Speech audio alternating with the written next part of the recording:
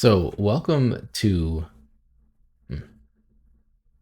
welcome to Darius Runs His Mouth, where I, as a normal guy, just kind of give my takes on media events, politics, health stuff, kind of whatever tickles my fancy that day. So, let's get into it.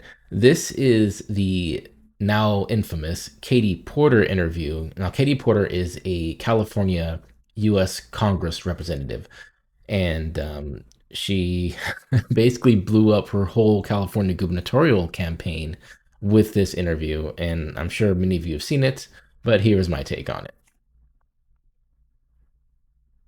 What do you say to the 40% of California voters who you'll need in order to win, who voted for Trump? How would I need them in order to win, man? Well, unless you think you're going to get. Okay, let's start off with that right there. How dismissive is that of like 40% of the people she wants to be governor for? And now it wasn't Hillary's, uh, um, basket of deplorables comment, but it was pretty close. Let's keep going. 60% of the vote. You think you'll get 60%? Okay, and then her looking at the camera and, oh, I can't believe this woman. She asked me questions. Okay, all right. Everybody who did not vote for Trump will vote for you. That's what you're In a general election, yes. If it is me versus a Republican, I think that I will win the people who did not vote for Trump. What if it's you versus another Democrat? I don't intend that to be the case. Okay, so for those of you who don't know, in California, we have a top tier primary system where during the in these statewide offices, the way it works is the top two vote getters in the primary end up being who are in the race. So if it's two Democrats, it doesn't have to be a Democrat and Republican. It can be two Democrats against each other in the gubernatorial race.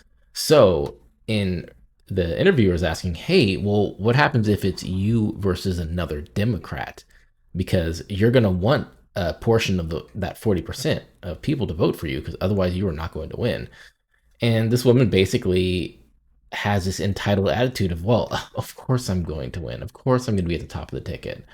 And she just, I don't know, I guess she actually is the front runner currently, but I think that's going to change very quickly here. So we'll keep going. So how do you not intend that to be the case? Are you going to ask them not to run? No, I'm saying I'm going to build the support. I have the support already in terms of name recognition. Mm-hmm. And so I'm going to do the very best I can to make sure that we get through this primary in a really strong position. But let me start off. Let me say real quick, actually, she doesn't have that much name recognition. Apparently Democrats knew who she was. I follow politics all the time, and I didn't know who she was. So this is all her. She's new to me. I think I may have heard the name at some point, possibly, but I don't really know. I don't even recognize her. Be clear with you. I represented Orange County. I represented a purple area. Mm-hmm. I have stood on my own 2 feet and won Republican votes before. That's not something every candidate in this race can say.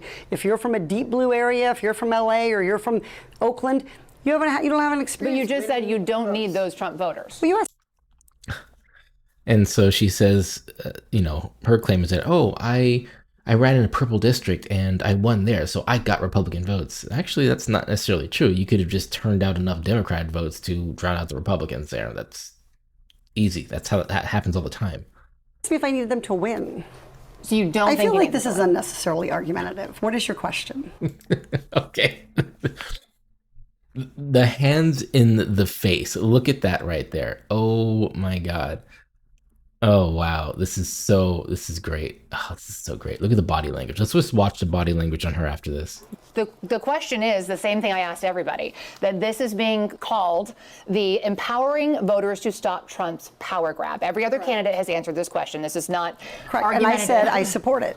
So, and the question is, what do you say to the 40% of voters who voted for Trump? Oh, I'm happy to say that. It's the do you need them to win part that I don't understand. I'm happy to answer the question as you have it written. Okay, look at that. Look at she's tapping on the desk there because she's so irritated. She's starting to get in the interviewer's personal space. She's starting to lean forward. Oh my God, this is so delicious. I'll answer it. And we've also asked the other candidates, do you think you need any of those 40% of California voters to win? And you're saying, no, you don't. No, I'm saying I'm going to try to win every vote I can. And what I'm saying to you is that. Well, to those voters. Okay, so you. I don't want to keep doing this. I'm going to call it. She can't even answer it. Okay. Let me stop here. This is easy. This is a gimme question. Actually, this question is as old as politics. The question really is, hey, what do you have to say for the people on the other side?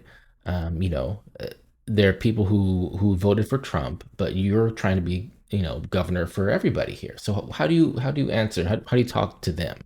And she just says, well, F them, screw them, I don't care about them, is her attitude here. She doesn't say those words, but it definitely is her attitude. And, I know the answer to this question. I'm not a politician. The answer is simple. You go, I will do my best to understand the issues and concerns of people on that side, and I will be a governor for all of Californians. That's it. That's all you got. That question is so easily answered, and you can see it when you watch the entire, this whole report, and the interviewer talks to all the different gubernatorial candidates. They all answer it the same way. It's a give me question in politics. Yet this woman could not answer it. Thank you. You're not going to do the interview with us? Nope, not like this. I'm not. Not with 7 follow-ups to every single question you ask. Every other candidate has answered our follow-ups. I don't care. I want to have a pleasant, positive conversation in which you ask me about every issue on this list. Pleasant positive is code for I don't want to be challenged on anything ever. I don't want to ever have to answer a hard question. How could you ever hope to win a major office with that kind of attitude? Well, she can't hope to win any major office. Like, there you go. And if every question you're going to make up a follow-up question, then we're never going to get there. Ms. And Porter, we're just going to circle around. I am an investigative I have never had to do reporter. this before, ever. You've never had to have a conversation with to end a an reporter? interview. She says it in the interview. No, what she means to say is, I've never actually had to answer hard questions because she operates in a one-party state and no one ever actually challenges her. And this is the first time she's ever even had a little bit of pushback, and she cannot handle it. Okay, but every other candidate has done this. What part of I'm me? I'm running for governor because I'm a leader. So I am going to make.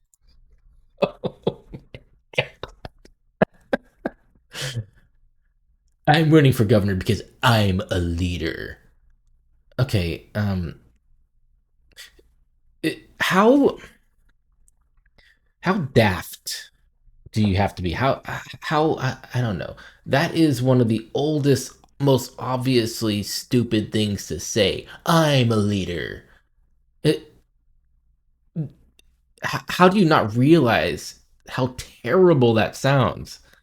Well, she doesn't. She has no self-awareness at all, no conscientiousness. She's just a bully, actually. That's really what it is. She's a bully. And we know that because we've heard multiple staff reports. We've seen that other video of her yelling at a staff member who just happened to walk in the background in one of her videos. And even other Democrats said that she's pretty nasty in person. And this interview, it tracks. So you're not going to answer questions from reporters? Okay, why don't we go through? I will continue to ask follow-up questions because that's my job as a journalist, but I will go through and ask these, and if you don't want to answer, you don't want to answer. So nearly every legislative... I don't want to have an unhappy experience with you, and I don't want this all on camera. I don't want to have it I don't want this unhappy experience, and I don't want it on camera. Woman, you're doing an effing interview. That's the whole point. You're doing an interview in front of a camera in a news studio. And then you act like this and expect it not to get out. Oh my God, this is so delicious. happy experience with you either. I would love to continue to ask these questions so that we can show our viewers what every candidate feels about every one of these issues that they care about. And redistricting is Oh my God, she's so uncomfortable. Massive issue. We're going to do an entire story just on the responses to that question. And I've asked everybody the same follow-up questions. What do you say to the 40%? Okay, well, you can see there. Now, listen, I wear my politics on my sleeve. I am conservative. I, used to be independent. Then I was libertarian for a while. Now I'm actually a registered Republican because, the Republicans actually moved to the left into an area that I feel much more comfortable with. And the Democrats have gone so far in the direction of crazy that I can't even associate with them. And frankly, the Libertarian Party is completely inept and incompetent. So I actually recently changed my registration to Republican. And, so when I see Democrat politicians, I often just don't agree with, a lot of things that they say. But there are plenty of Democrats that even if you've watched this, if you watch the entire all of the interviews here, a lot of them are, they're Democrats, but they're reasonable people. You can have a conversation with them. This lady is just completely off the chain. It's hilarious, actually. She's done in politics after this, which is just hilarious, honestly. Anyways, well, that is my take, and that's me running my mouth.